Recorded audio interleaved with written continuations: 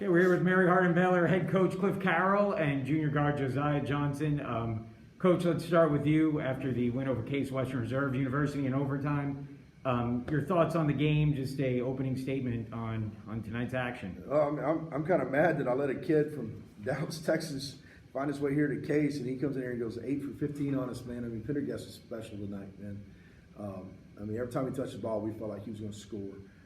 But we knew that coming in, man. He's been playing really good basketball, and those older guys that they're playing for the culmination of their career. I mean, he had a special night tonight, man. So first off, my hat's off to him. Fellow Texas kid. It's good seeing Texas guys having good success. Other places, and but man, my hat's off to him and Coach McGinnis. I mean, those guys were ready. They were prepared. They played hard, and they threw some incredible punches at us. We were just able to withstand and stick in there and make some timely plays when we had to, some timely rebounds when we had to, and we ended up on the right side of this today. But Case Western was great tonight. Yeah. Josiah, you hit the game-winning three, what proves to be the game-winning three in overtime. Take us through that shot. What was going through your mind when it left your hand?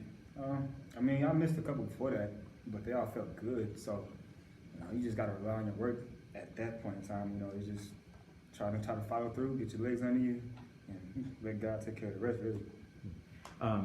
Josiah, it's a game where the team was trailing for a pretty good portion of it, and you came back in the second half, tied it late. I imagine there probably haven't been a lot of games this year that you guys have been trailing in. So what was going through the team's mind? What was going on when you were getting to that point where it was getting late and you were down? I wouldn't.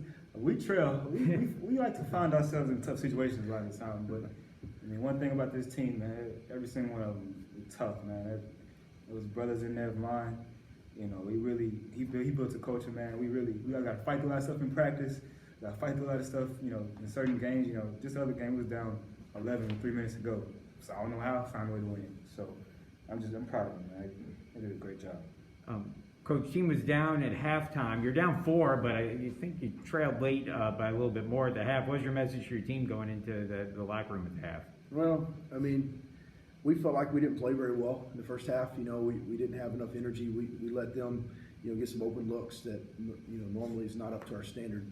And, and then they just whipped us on the boards in the first half and really overall the entire game. I think we only had 14 rebounds at halftime. So we knew we couldn't play much worse. We were only down 4, on the road, and great atmosphere, NCAA tournament. So, just had to settle them down a little bit, talk to them, hey, we've been here before, trust yourself, trust your team, trust the program, just come out and just play better in the second half, and we did. For either or both of you, what do you think about the matchup tomorrow with Elmhurst, 1 win away from going to the Final Four?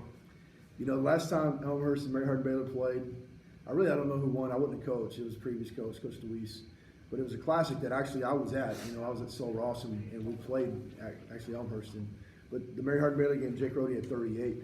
So as a freshman, so I don't think we can let him do that tomorrow and have a chance to win. I got so much respect for Coach Baines, and his program's a program that I like to follow. Because we played him in the past, and I'm a fan of CCIW basketball. It's great basketball, and so a lot of respect for those guys. I know they're good. They got the big fella, Levon in the middle, and they got tough kids around them, and guys that can shoot, and guys that can defend. I know 22 is going to be all over Joe tomorrow. We have to find a way to get him loose a little bit. A lot of respect for Elmhurst. I think it's going to be a great college basketball game. Okay. Yep. Cool. Thank you guys very much. Congratulations again.